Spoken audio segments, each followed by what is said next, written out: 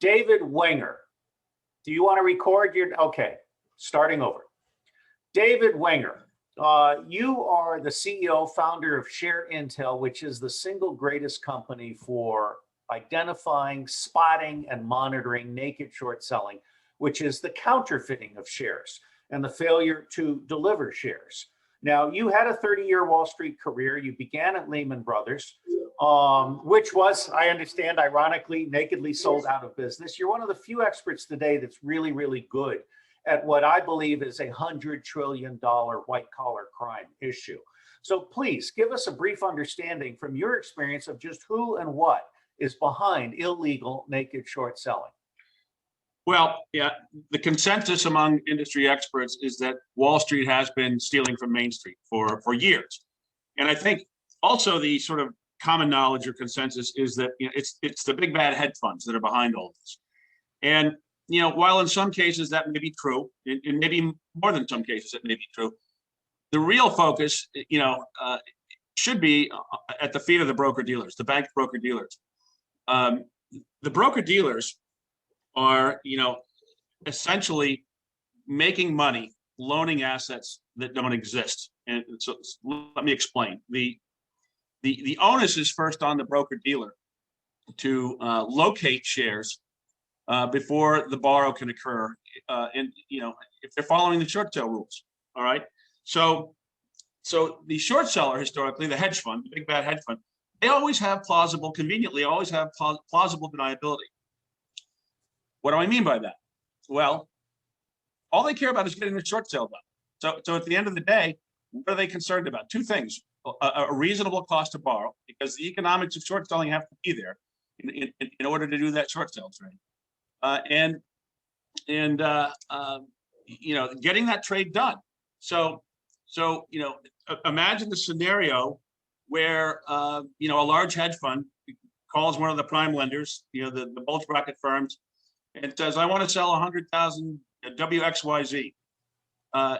Imagine a scenario where that I don't want to pick on any particular name here, but that big prime lender says, "Let me put you on hold. Let me put you on hold for a minute and see if we can locate those shares." Do you think that's going to happen? Do you think they're going to run the risk of losing that business, putting that big hedge fund on hold when they want to get that trade executed? No. They're gonna do what's called running a yellow light. I grew up in that culture, that Lehman Brothers culture, which is run yellow lights, guys. Get out there, book the business, do it, book the business, be aggressive. Your job is to make rain. If you get caught in a red light, the firm will deal with it. You're doing your job. That's precisely the culture that I would argue exists today, and has always existed. Book the business, do the trade. There's tons of money being made on the stock loan desk. It's out there for everybody to see. It's right there in the quarterly reports. Just look how much money is being made on the stock loan desk. And the real simple truth of this is the firms have an incentive to keep these stock borrow rates attractive to the short sellers to continue to book that business. Does that all make sense? It does. And this is interesting because we are making a movie on Wall Street treason and crime, and running a yellow light strikes me as a really, really great soundbite. So if I understand you correctly, you're saying brokers are in effect creating counterfeit shares so as to not lose a sale. Is that correct? Effectively, yes. I mean, if you have to take the time to go locate those shares, adequately locate those shares, when many, by the way, we're in fast markets, trades go off in milliseconds, gigaseconds is a term I've heard. The reality of the matter is a lot of these firms will argue that same shares are being located by multiple firms at the same time. And we just haven't caught up to, the reality of the matter. The stock loan business, while the world has progressed and trades are being driven by algorithms, the stock loan process is still very much a manual, people-driven process. So there's a problem, and there's a real problem. And at the end of the day, not enough is being done about this. I mean, there's a lot of, you've heard from a lot of industry experts about what needs to be done, but we're out there trying to solve this problem, help companies one at a time in the interim. Arming them with tools that they can deploy at this stage of the game. I interviewed G. Robert Blakey, who wrote the RICO legislation, and he said that the Department of Justice, the FBI, the U.S. Attorney for the Southern District, they're all RICO organizations. The SEC is a RICO organization. The U.S. government is complicit in all of this and turning a blind eye. Eric Holder of Covington and Burling has taken jail off the table for white-collar criminals. My sense is that in the larger scheme of things, stealing $100 trillion from widows and orphans is basically not going to be stopped by anything less than sending white-collar criminals to jail, not minor fines. What are the regulation agencies doing as they pretend to go through the motions? Well, I agree with you, Robert. I think that, that the world needs to see some perp walks here. The penalties aren't great enough. An example, I think the most recent penalty that I can think of was a fine levied against Goldman Sachs a couple of years ago for $15 million, a whopping $15 million. Okay, so you tell me, when Goldman has a decision to make, as it relates to booking this business, okay, if they can book billions of dollars loaning assets, okay, in fast markets that they think they can get away with, for the most part, which is creating this problem of counterfeit shares. We can go into that in more detail. What are they going to do? Of course, this is just a cost of doing business. $50 million fine when billions are being made, cost of doing business.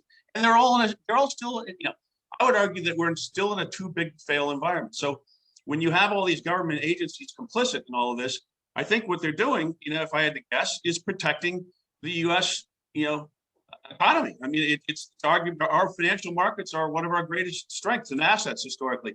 If the world all of a sudden didn't have confidence in our markets, we'd be in big trouble. So I think there is there's a real quandary here in what to do about this. So meanwhile, the most frequent question I get asked is the stock market going to crash? And what I always say is, no, it's not, because if we take the white collar crime out of Wall Street, the stock market will actually increase, because people will come back to Wall Street for honest placements, for honest fundraising. Now, many public companies have a sense that they're likely victims of naked short selling, and they don't understand what happens to them, or they don't really seem to see the details when they announce good news and all of a sudden their stock starts to plummet. What's your comment on that? Well, for starters, I would advise any CEO, CFO of a public company today, I would remind them that first, no amount of good news can overcome an endless supply of stock. If you think about what's happening here, okay, the traditional approach in the C-suite to overcoming a stagnant stock situation when you have nothing but good news to release is to spend money on IR, investor relations, PR, investor outreach programs. And I remind them that, listen, no amount of money spent on IR, PR, shareholder outreach can overcome an endless supply of stock, available stock to lend. Let me interrupt and just make this point very clear. What you're saying is no amount of integrity on the part of a company can overcome the lack of integrity on the part of Wall Street. Well, that's another way to put it. In real simple terms, what CEOs really need to focus on is supply. We've created a service to address and monitor supply. We've got a service that turns on a security camera, essentially, where none exists, and more importantly, hits the record button. And I say that because, much of the information that is needed, that has to be aggregated first and analyzed, is not available. It's private in nature, and it's not available in the rearview mirror. You can't obtain some of this information historically. So the need for a service to routinely monitor this data, and the expertise needed to determine whether this is happening to companies, and B, what to do about it. That's where our expertise comes in. And first and foremost, companies have to gather the evidence. That's what we do very well. And once we've gathered the evidence, we help companies develop cost-effective strategies to go about putting out these fires, so to speak. Interestingly enough, if we can put pressure on the brokers, for example, to adhere to the short sale rules, then if you force the brokers to locate and borrow shares, the stock borrow rate, you know, the supply decreases, okay? You just And the froze stock on borrow me. rate increases. Therefore, the cost of the economics of short selling become far less attractive to the short seller. And that's how, you know, that's how we can combat this at the moment. Let me jump back to a key point that you made, which is about fiduciary responsibility. Now, if I'm a small business owner and my employees are stealing from me, I have a fiduciary responsibility to stop them from stealing from me. If I'm a larger company and I have stockholders and Wall Street is stealing from my stockholders, it seems like I have a fiduciary responsibility to stop that. So very briefly, we don't want to have an infomercial, but very briefly, tell me how your software works. Well, in very simple terms, we go about the business of gathering the evidence. I often remind, you know, CEOs, data not captured is data lost. So if you're not subscribing to a service like ours, and there really is, sounds like shameless self-promotion, but there really is no other service like ours. We've patented this, but if you go about the business of collecting the data and running the analysis, we can arm CEOs with the empirical evidence that this is happening, okay? And we can identify which banks, broker dealers, and clearing firms are participants to this chicanery. And then very simply implement strategies. It's the action side of this equation, which is most important. What do you do with this data? Okay, first you got to create the data. Second of all, what do you do with it? Well, you know, we have very meaningful strategies, which, you know, we tailor to specific companies depending on their needs.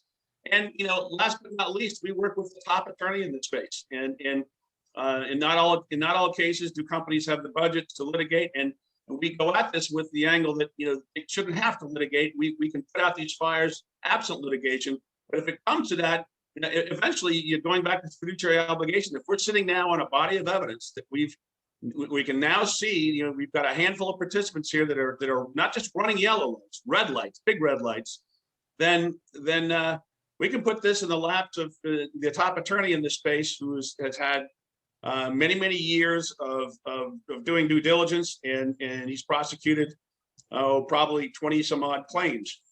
Yeah, but David, let's just cut to the chase. What I hear you saying is that armed with the evidence that your company can provide, you can go to the violators and basically say, look, we've got you running a red light, stop picking on us or we're going to take you down. And they then say, okay, we're going to cease and desist because you've got us. We're going to move on to other targets that don't have this defense. Well, I mean, yeah, I mean, again, cynically, there are thousands of companies out there. Go pick on another one. This one's smart enough to be monitoring what it is we're doing. And yeah, that's the angle. That's the approach.